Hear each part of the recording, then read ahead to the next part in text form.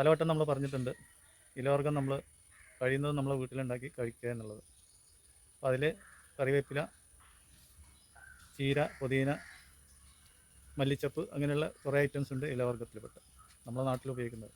അപ്പോൾ അടുത്ത കാലത്തായിട്ടാണ് ഇപ്പോൾ നമ്മൾ പുതിന, മല്ലിച്ചപ്പ് ഇങ്ങനെയുള്ളതൊക്കെ കൂടുതലായിട്ട് ഉപയോഗിക്കുന്നത്. അപ്പോൾ അതൊരു നിത്യോപയോഗ സാധനം എന്നുള്ള രീതിയിലാണ് ഇപ്പോൾ നമ്മളതിനെ കാണുന്നത്. ചീര ഒരാഴ്ചയിൽ 2 തവണ അങ്ങനെയൊക്കെയാണ്. മറ്റുള്ളതൊക്കെ നിത്യോപയോഗ സാധനത്തിൽപ്പെട്ടവനാണ് കറിവേപ്പില, പുതിന, മല്ലിച്ചപ്പ് എന്നൊക്കെ.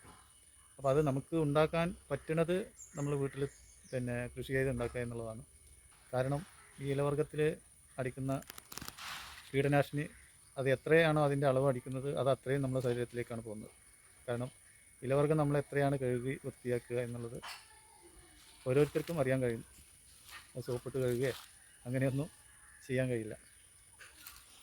അപ്പോൾ ഇലവർഗ്ഗം കീടനാശിനി അടിക്കാതെ ഉൽപ്പാദിപ്പിക്കാൻ പറ്റുമെന്ന് ചോദിച്ചാൽ അത് കുറേശ്ശൊക്കെ ആയിട്ട് നമ്മുടെ വീട്ടിലൊക്കെ ചെയ്യാൻ പറ്റും. അല്ലാതെ വാണിജ്യാടിസ്ഥാനത്തിൽ നല്ല രീതിയിൽ ചെയ്യുന്നവർക്കൊക്കെ കീടനാശിനി അടിക്കാതെ ഒരിക്കലും കഴിയില്ല. നമ്മളൊക്കെ ചെറിയ രീതിയിൽ ഉണ്ടാക്കുകയാണെന്നുണ്ടെങ്കിൽ അതിൽ നമ്മൾ ജൈവ കീടം എന്നുള്ള രീതിയിൽ എന്തെങ്കിലും വെളുത്തുള്ളിയോ ഒക്കെ അടിച്ച് റെഡിയാക്കും. പക്ഷേ ഇവരങ്ങനെ ആയിരിക്കില്ല. നല്ല രീതിയിൽ കീടനം അടിച്ചിട്ടാണ് ഇതൊക്കെ നമ്മളെ തീന്മേശയിലെത്തുന്നത്. അപ്പോൾ എന്താണ് അതിന് ചെയ്യേണ്ടതെന്ന് ചോദിച്ചാൽ നമ്മൾ ചെറിയ രീതിയിലൊക്കെ നമ്മൾ കൊണ്ട് കഴിയുന്നതൊക്കെ നമ്മൾ കൃഷി ചെയ്ത് നോക്കുക എന്നുള്ളതാണ് അതിൻ്റെ പോംവഴി. അല്ലാത്ത പക്ഷം നല്ല രീതിയിൽ കീടനാശിനി നമ്മളെ ശരീരത്തിലേക്ക് എത്തും. അതിൻ്റേതായിട്ടുള്ള എഫക്റ്റ് കാലക്രമേണ നമുക്ക് ഉണ്ടാവുകയും ചെയ്യും. അപ്പോൾ നമ്മളിപ്പോൾ കൂടുതലായിട്ടൊന്നും വാങ്ങാറില്ല. മല്ലിച്ചപ്പാണ് ചെറിയൊരു പ്രയാസം എന്ന് തോന്നുന്നത്. അത് നമ്മൾ ചെയ്യാൻ ശ്രമിക്കുന്നുണ്ട്. മറ്റുള്ള ഇലവർഗ്ഗങ്ങളൊന്നും നമ്മൾ വാങ്ങാറില്ല. എല്ലാം ഇവിടെ തന്നെ ഉണ്ട്. അപ്പോൾ അതെങ്ങനെയാണ് കൃഷി ചെയ്യുന്നത്, എത്ര എഫക്റ്റാണ് കൃഷി ചെയ്യാൻ എടുക്കേണ്ടത് എന്നൊക്കെയാണ് ഇപ്പോൾ ഇവിടെ കാണിക്കുന്നത്. വളരെ സിമ്പിളാണ്. നമ്മൾ എന്തെങ്കിലും നട്ട് വളർത്തിയിട്ടുണ്ടെങ്കിൽ അതിൻ്റെ ഇടയിലൊക്കെ വെച്ച് കൊടുത്താൽ മതി. അപ്പോൾ അതൊന്ന് നമുക്ക് കാണാം. ഇതിപ്പോൾ നമ്മൾ നല്ല വെയിലുള്ള സ്ഥലം നോക്കിയിട്ട് സിമെൻറ്റ് ചാക്കിൽ നിറച്ച് വഴുതനങ്ങ, പച്ചമുളക് എന്നതിന് വേണ്ടിയിട്ട് നമ്മൾ ചെയ്തതാണ്. അപ്പോൾ ഈ വഴുതനങ്ങ, പച്ചമുളക് അതിൻ്റെ ഇടയിൽ നമ്മൾ ചാക്കിന് ഓട്ട വിളച്ചിട്ട് അതിൽ ഓരോ ചീരയുടെ മരടും നട്ടു കൊടുത്തു. കാരണം വഴുതനങ്ങ, പച്ചമുളകിന് യാതൊരു പ്രശ്നവും വരുന്നില്ല, ചീര അവിടെ നിൽക്കുന്നുണ്ട്. വഴുതനങ്ങക്കും പച്ചമുളകിനും അടിക്കുന്ന ചെറിയ കീടനാശിനിയുടെ ഒരു സ്മെല്ല് മാത്രം കിട്ടിയാൽ തന്നെ ഇതിലേക്ക് പുഴുക്കളൊന്നും വരില്ല. അപ്പോൾ വഴുതനങ്ങ, പച്ചമുളകിന് വേണ്ടി ഒരുക്കിയ നമ്മളെ ഗ്രോ ബാഗല്ല, നമ്മൾ ചാക്കാണ് ഉപയോഗിക്കുന്നത്. അപ്പോൾ ഏതായാലും ഇത് ചാക്കിൻ്റെ 4 സൈഡിലായിട്ട് ഓരോ തൈകൾ വെച്ച് കൊടുത്തതാണ്. ഇപ്പോൾ ചീര നന്നായിട്ട് വളർന്ന് പറിച്ചെടുക്കാനായി. ഈ ചീരക്ക് ഒരു പ്രത്യേകത ഉണ്ട്, വെട്ടും തോറും വീണ്ടും മുകളങ്ങളായി അനേകമായിട്ട് വരും.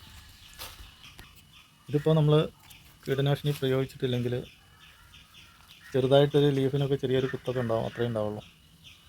അല്ലാതെ മറ്റു പുഴുക്കളൊന്നും ഇവിടെ വരില്ല. കാരണം നമ്മൾ വഴുതനങ്ങ തൈയിനും പച്ചമുളക് തൈയിനൊക്കെ നമ്മൾ കീടനാശിനി പ്രയോഗം നടത്തുന്നുണ്ട് ഈ സമയത്ത് ചെറിയ രീതിയിൽ. അപ്പോൾ അതിൻ്റെ സ്മെല്ല് അവിടെ ചുറ്റുഭാഗത്തുണ്ടായതുകൊണ്ട് മറ്റു കീടങ്ങളൊന്നും അവിടേക്ക് വരില്ല.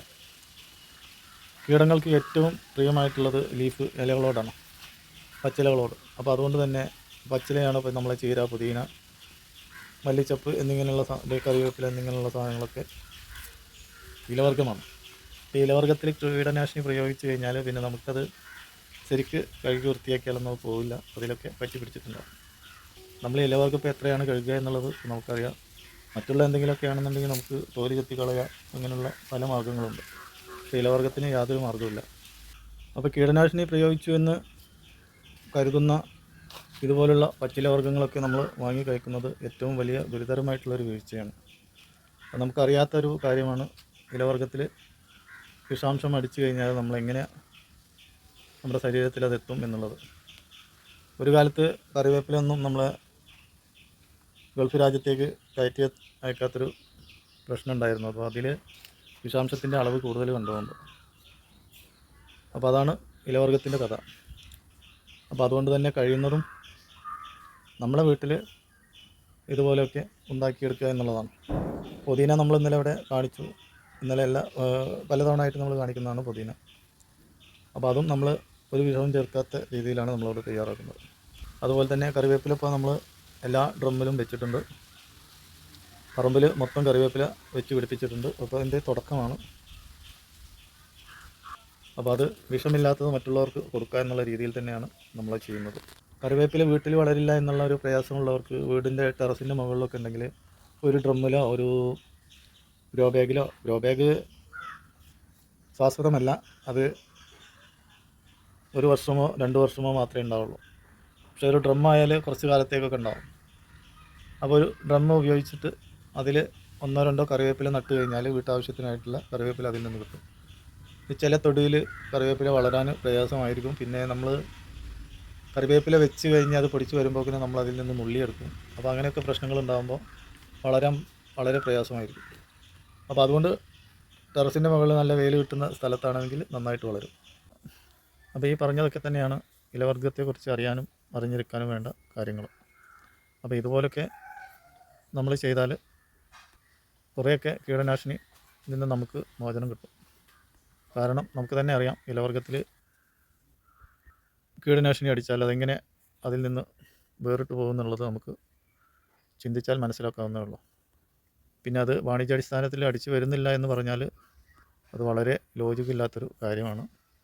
നമ്മളൊരു ഇല നട്ട് തിരിഞ്ഞു നോക്കിയാൽ അറിയാം അതിൻ്റെ പിന്നിൽ എന്തൊക്കെയാണ് എന്നുള്ളത്.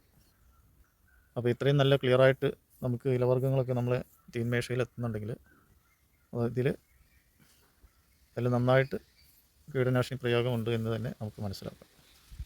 അപ്പോൾ ഇത്രയും പറഞ്ഞ് ഇന്നത്തെ വീഡിയോയുടെ വൈൻഡപ്പ് ചെയ്യുന്ന എല്ലാവരും വീഡിയോ ഒക്കെ മറ്റുള്ളവർക്കും ഷെയർ ചെയ്ത് എത്തിച്ചു കൊടുക്കുക. നമ്മളെ സപ്പോർട്ട് ചെയ്യാം. മറ്റൊരു വീഡിയോയുമായിട്ട് നമുക്ക് വീണ്ടും കാണാം. Okay, by.